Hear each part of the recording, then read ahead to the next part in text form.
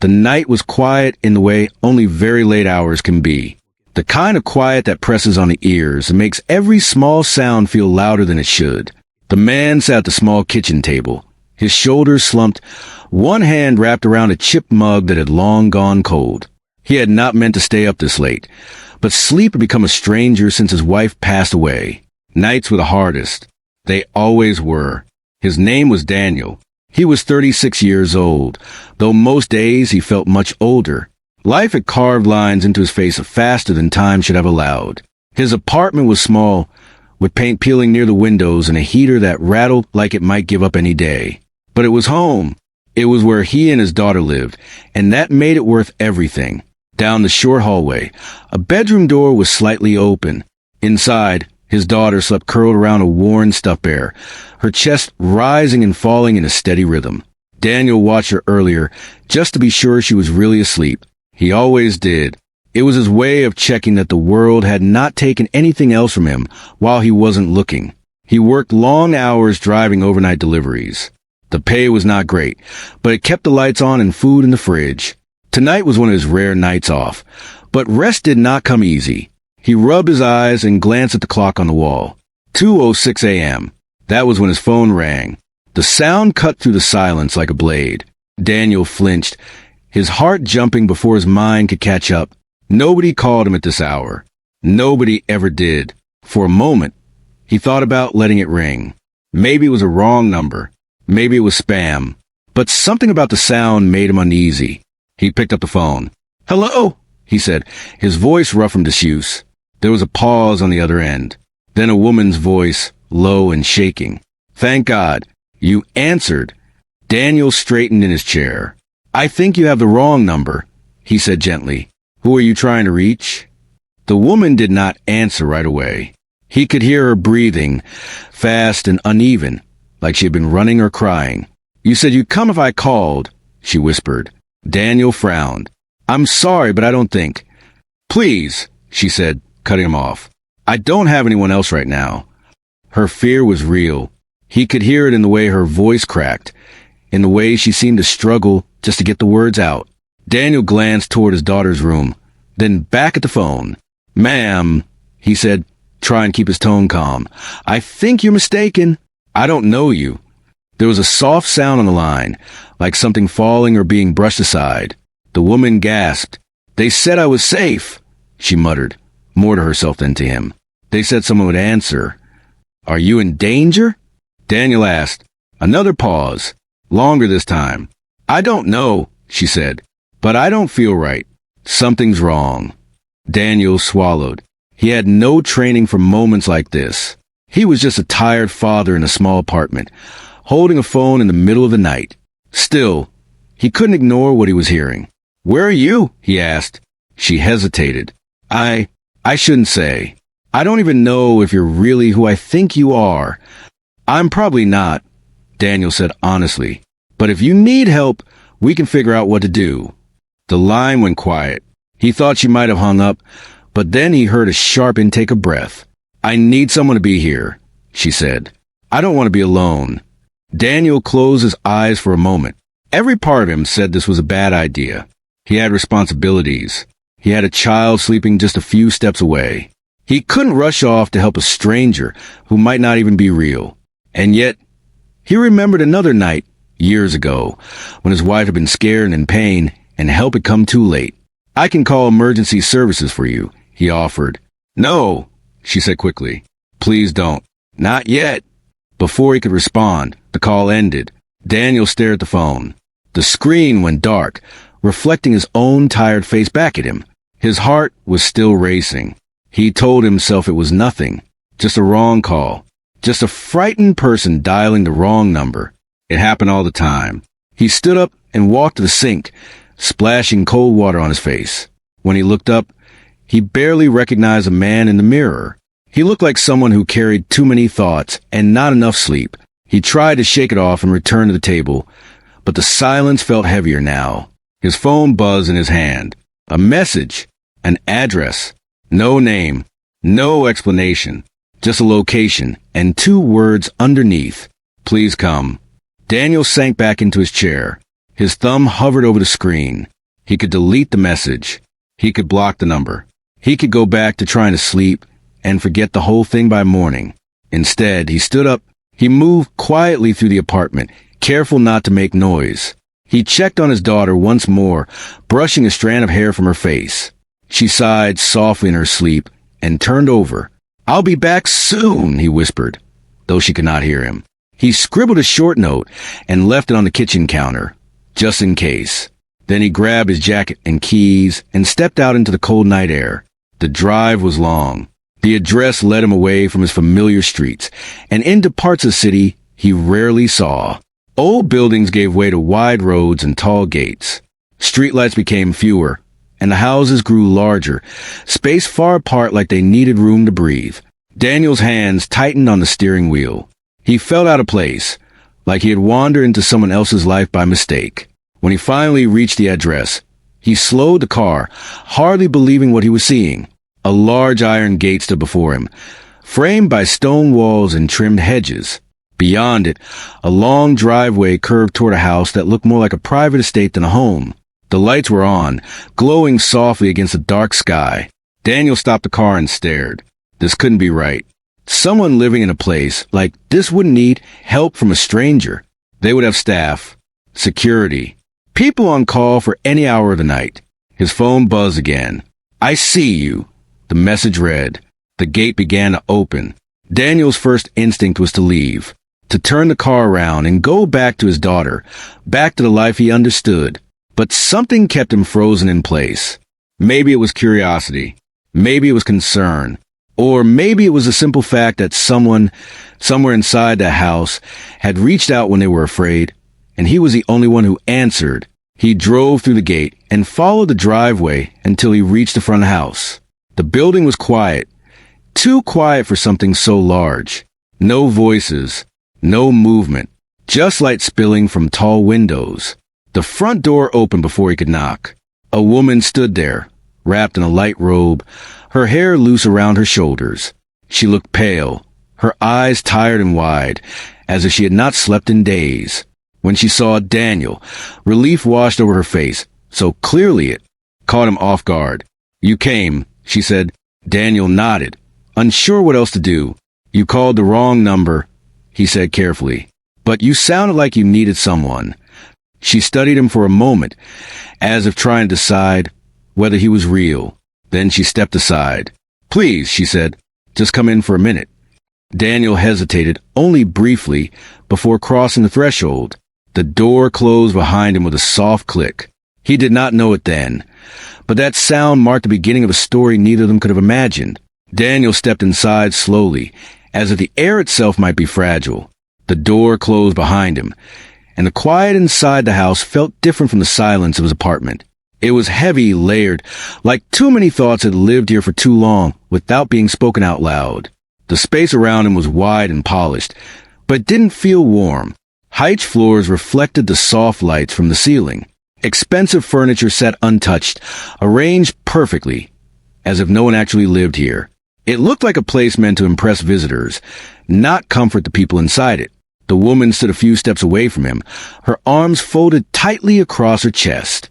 Up close, Daniel could see she was younger than he had expected, maybe early 30s. Her face was pale, and there were faint shadows under her eyes. She looked like someone who carried stress even in still moments. "I'm sorry," she said quietly. "I didn't mean to drag you into this." Daniel shifted his weight. "You didn't drag me," he said. "You asked. I chose to come." She nodded, but her eyes dropped to the floor. "I really did think I was calling someone else." "I figured," he replied. "You sounded scared." She let out a slow breath, like she had been holding it for hours. They stood there for a moment, two strangers facing each other in a house too big for one person. Somewhere far off, a clock ticked, the sound echoing faintly through the open space. "You can sit if you want," she said, gesturing toward a sofa. Daniel shook his head. "I'm fine standing."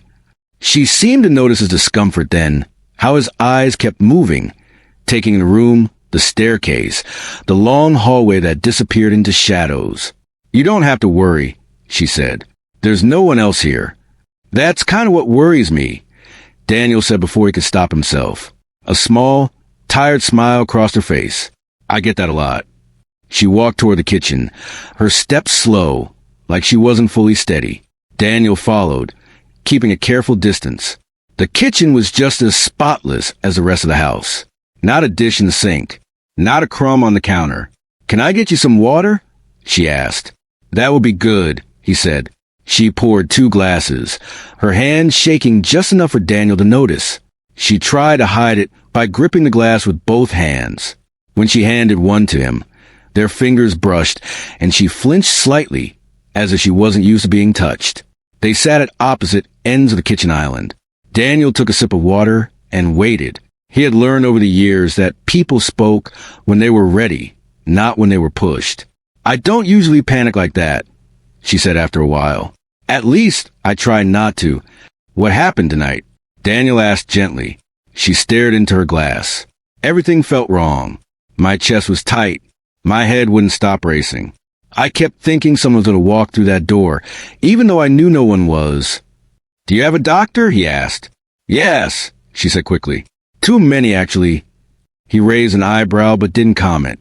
I grew up with people watching me all the time, she continued. Staff, advisors, security, even family when it suited them. But tonight, everyone was gone. I told them I wanted space. And then you realize space can be scary, Daniel said. She nodded. Exactly. Daniel leaned back slightly.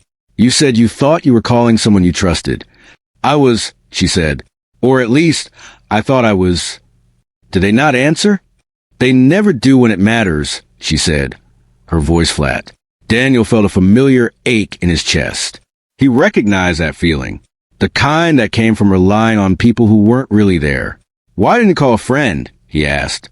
She gave a short laugh that held no humor. Friends are complicated when money is involved. Daniel thought of his own life. How small it was. How simple. He had bills, exhaustion, and a child who needed him. That was it. No one wanted anything from him beyond that. I didn't come here to fix anything, he said. I just wanted to make sure you were okay. I know, she said. That's why I asked you to come in. There was honesty in her voice, and it surprised him. They talked for a while after that. Not about big things at first. Just small details. The weather. The city. How quiet the neighborhood was at night. Daniel told her he drove for work. He didn't mention the long hours or the debt. She told him she hadn't left the house much lately. You live here alone? He asked. She hesitated. Yes, mostly. Mostly. My parents passed away a few years ago, she said. They left me everything. The house, the company, the responsibility. That's a lot, Daniel said. It is, she agreed. People think money solves problems. It doesn't. It just hides them better. Daniel nodded. I lost my wife, he said quietly. A few years back. Her head lifted. I'm sorry. So am I, he said.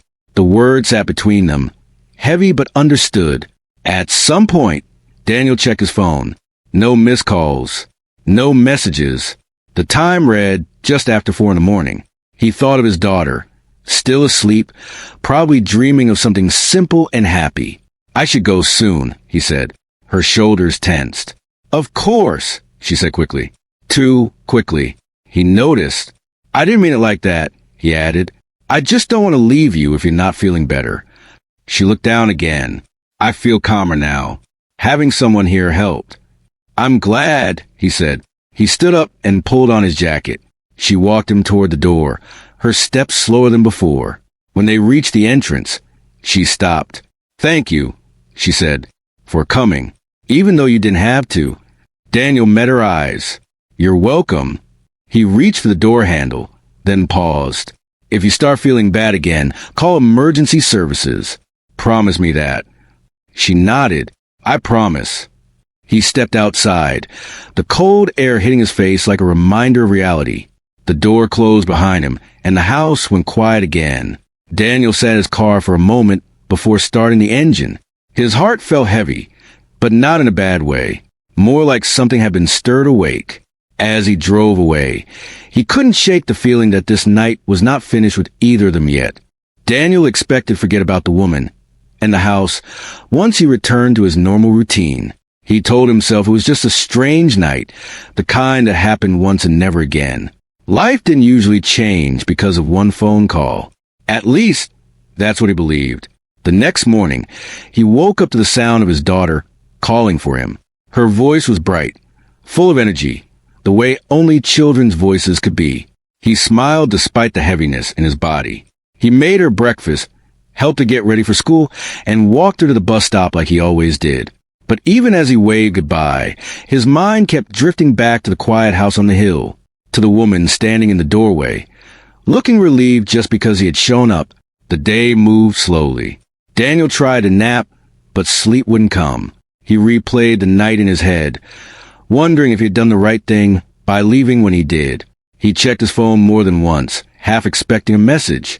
None came. By evening, he told himself to let it go. 2 days passed. Then, just as he was getting ready for another overnight shift, his phone buzzed. It was a message from the same number. "I hope you're doing okay. I wanted to say thank you again."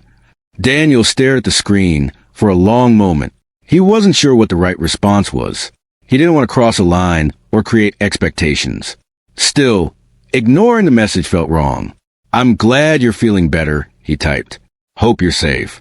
The reply came almost instantly. "I am. Would be strange if I asked how you're doing too."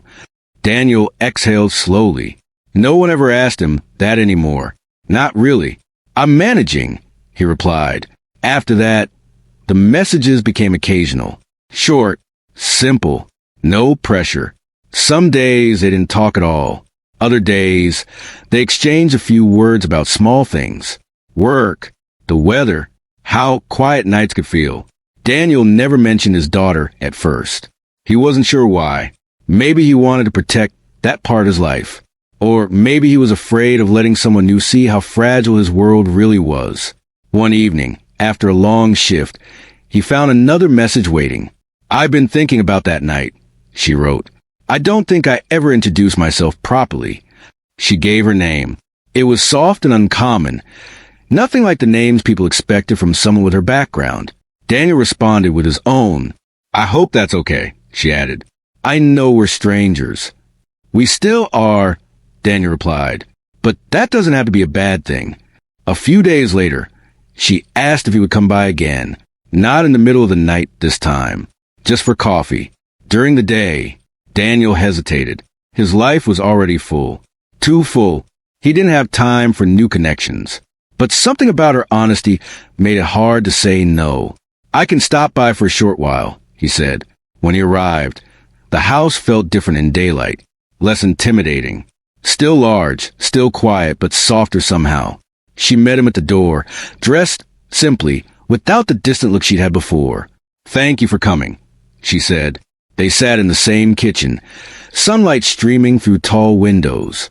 She seemed more relaxed, but there was still a guardedness about her, like she was used to being careful. "I don't do this often," she admitted. "Inviting people over without a reason." "What's the reason this time?" Daniel asked. She smiled faintly. "I wanted to talk to someone who doesn't want anything from me." The words landed heavier than she probably intended. They talked for hours that day. About life. About loss. Daniel told her about his wife. How sickness had come suddenly and left him holding a life he hadn't planned to live alone. She listened without interrupting, without offering empty comfort. She told him about growing up in a house full of people, but feeling unseen. About learning early that trust came with conditions. About always wondering if someone cared for her or for what she had. "You don't look at me the way others do," she said quietly. "How do they look at you?" Daniel asked. "Like a door," she said. "Something to open." Daniel shook his head. "I don't see a door. I see a person who was scared and needed help." Her eyes filled slightly, and she looked away. After that, Daniel began visiting more often. Never too long. Never unplanned. He always made sure his daughter was cared for first. Slowly, carefully, the two worlds began to touch. One afternoon, he brought his daughter with him. He was nervous the entire drive. This was his heart he was bringing into that house. His reason for everything. His daughter clutched her stuffed bear as they stepped inside, her eyes wide with curiosity. The woman knelt to her level and smiled. "Hi," she said softly. His daughter smiled back. "Your house is big." The woman laughed, surprised by the sound of it. "It is," she said. "Sometimes too big." They spent the afternoon in the garden.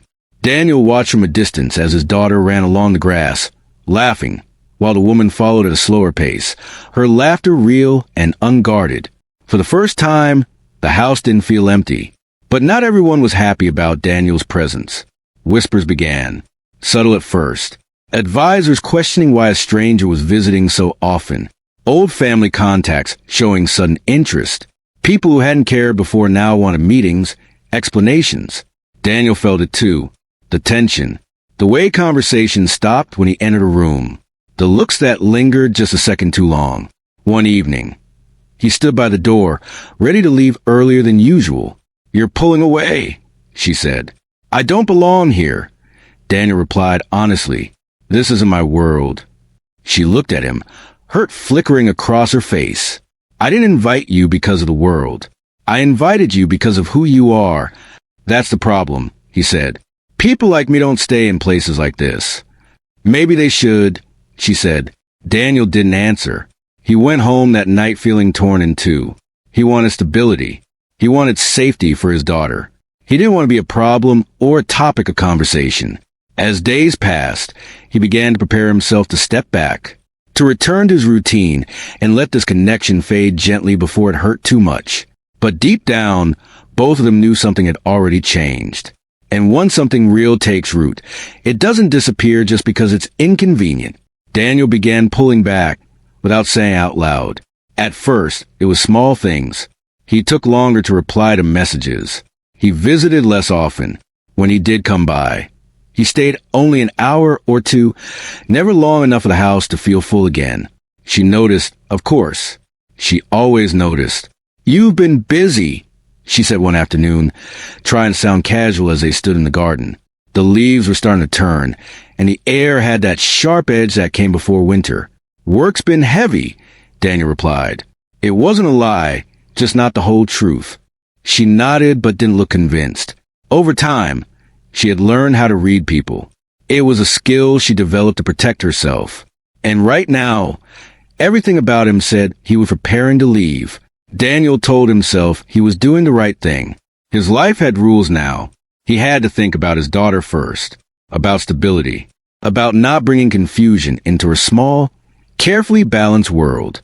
Still, every time he drove away from the house, he felt like he was walking out on something unfinished. At home, his daughter noticed a change too. "Why don't we go to the big house anymore?" she asked one evening while drawing at the kitchen table. Daniel paused. "We still might," he said carefully, "just not as much." "Did we do something wrong?" she asked, her voice small. "No," he said quickly, moving to her side. "Never that." But the question stayed with him long after she went to bed. Meanwhile, the pressure around her grew heavier. Advisors wanted meetings. Distant relatives suddenly remembered they existed. There were questions about her choices, about the people she allowed close, about Daniel. She hated it, the way they spoke in careful words, pretending concern while counting risks. To them, Daniel wasn't a person. He was an unknown variable. One evening, after another exhausting discussion she hadn't asked for, she called Daniel, not to argue, not to complain, just to hear his voice. He answered, but he sounded tired, worn down. "I don't want to be the reason your life gets complicated," he said quietly after she told him about the day. "You're not," she replied. "You're the only part that doesn't feel complicated." "That's exactly why this scares me," he said. They fell into silence. Not the comfortable kind. The kind filled with things left unsaid. A few days later, Daniel came over to talk in person. He arrived earlier than usual, his hands stuffed into his jacket pockets, his posture stiff. "I can't keep doing this," he said once they were alone. Her heart sank, though she had seen it coming. "Doing what?" "Pretending this can stay simple," he said. "Our lives are too different." She studied his face, searching for doubt. She found none, just fear the kind that came from caring too much. I never asked you to change your life, she said. And I never asked to matter to you, he replied softly. But here we are. They sat across from each other, the space between them heavy with truth. I don't want to hurt you, he continued. And I don't want my daughter caught in something she doesn't understand. She understands more than you think, she said. Maybe, Daniel said, but I have to protect her. She nodded slowly. I respect that. The words sounded like acceptance, but they felt like goodbye. After that day, Daniel stopped coming by altogether. He focused on work, on routine, on being the father he had always tried to be. Life returned to its familiar rhythm, but something in him felt duller, like the color had drained from his days. The house on the hill grew quiet again. She tried to tell herself she was used to it. People leaving, people choosing easier paths. Still, the silence hurt more this time, because this time, she knew what she was missing. Weeks passed. One evening, Daniel came home to find his daughter sitting on the couch, unusually quiet. What's wrong? He asked, kneeling in front of her. I miss her, she said simply. Daniel closed his eyes. That night, after his daughter fell asleep, he sat alone at the kitchen table, staring at the same spot where he had been the night of the phone call. He thought about how much had changed since then, how showing up once had altered everything. He picked up his phone, then set it down, then picked it up again. Across town, she stood by a window, watching the lights outside, wondering if she had imagined the warmth she once felt in that house. When the message came through, her breath caught. I'm sorry, it read, for disappearing. I thought distance would make things easier. It didn't. She replied immediately. You don't owe me anything. I think I owe myself honesty, he wrote. Can we talk? He came over the next day, not for coffee, not for a short visit. He came with intention. They walked together through the house, past rooms that had once felt empty. Sunlight filled the halls, and for the first time in weeks, the place felt alive again.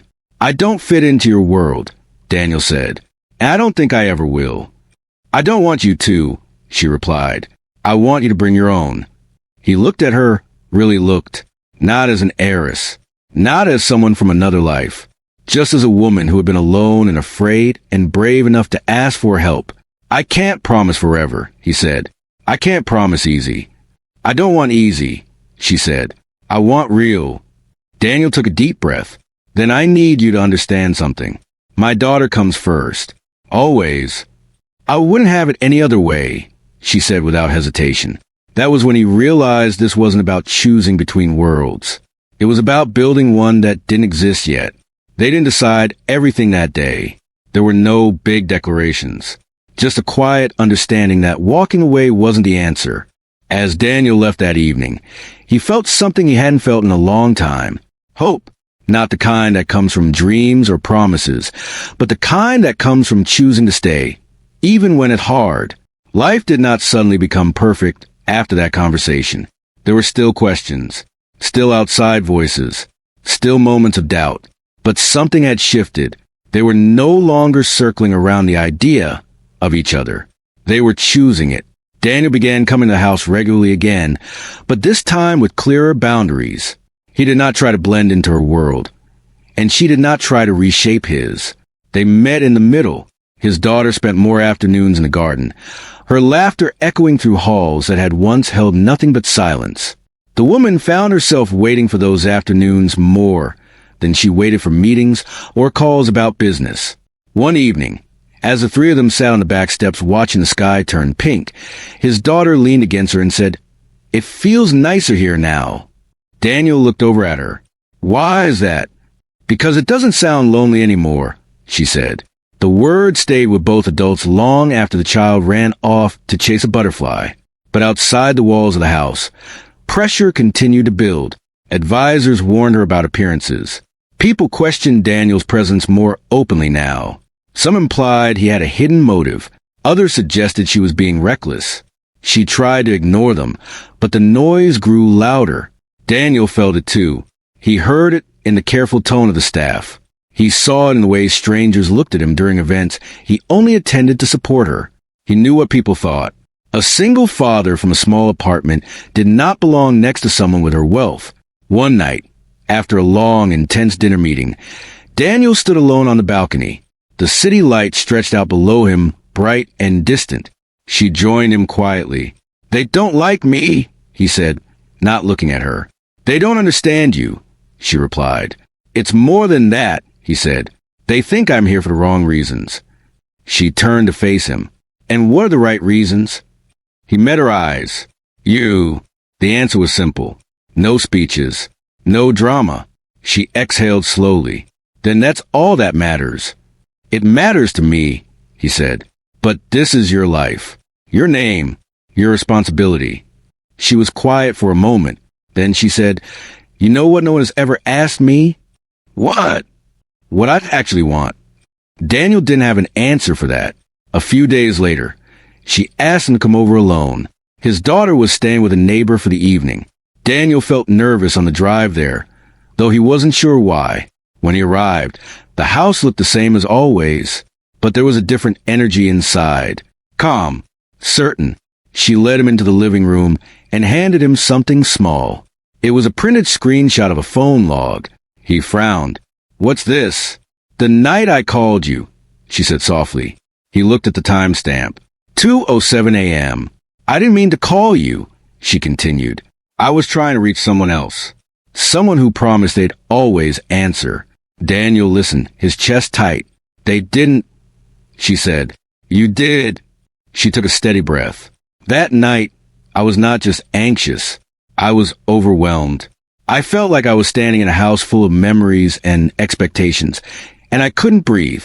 I realized I had everything except one thing." "What's that?" he asked gently. "Someone who would show up without calculating what they might gain." Daniel swallowed. "You came," she said. "You didn't ask who I was. You didn't ask what I could offer you. You just drove across the city because a stranger sounded scared." He looked down at the paper in his hands. "Anyone would have done that." She shook her head. "No, they wouldn't." The room felt still. "That wrong call," she said, her voice steady now, "was the first honest thing that happened to me in years." Daniel's thoughts raced. He remembered that night clearly. The hesitation, the doubt, the feeling that he might be making a mistake. "I almost didn't come," he admitted. "But you did," she replied. She stepped closer to him. "I built walls my whole life," she said. "Some to protect what I have, some to protect myself. You walked in without even trying to climb them." Daniel gave a faint smile. "I think I just knocked." "And I opened," she said. There was no fear in her eyes now. No panic, just clarity. "I don't want a visitor in my life," she said. "I don't want someone who comes and goes depending on what people say. I want someone who stays." Daniel's heart pounded. He thought about his daughter, about his small apartment, about the life he had built from nothing after losing everything. "I can't offer you a world like this," he said quietly. She reached for his hand. "I don't want a world like this," she said. "Not if I'm alone in it." He felt the weight of the moment settle around them. "I don't need you to save me," she continued. "And I'm not trying to rescue you. I want us to build something real. Together." Daniel closed his eyes briefly. Fear and hope mixed inside him. "And my daughter?" he asked. "She's part of you," she said without hesitation. "Which means she's part of this." He searched her face for doubt. He found none. "You're asking a lot," he said softly. "I know," she replied. "I'm asking you to stay. Not as someone passing through. Not as a guest. Stay as family." The word hung in the air. Family. Daniel had not heard that word spoken about him in years in a way that felt possible. He thought about the night of the call, about the choice to turn his car toward that gate instead of driving back home. He thought about the way the house felt now compared to then, about his daughter's laughter-filling rooms that used to echo. "I'm not perfect," he said. "I'm not either," she replied. "I get scared," he admitted. "So do I." He let out a slow breath. "Then maybe we stop pretending we're supposed to be fearless," he said. "Maybe we just promise to show up, even when it's hard." She smiled, her eyes shining. "That's all I've ever wanted." Daniel squeezed her hand. "I'll stay," he said. Not because of the house. Not because of comfort. Not because of money. But because sometimes the right thing begins with a wrong call at 2 in the morning. And sometimes the bravest thing a person can do is answer,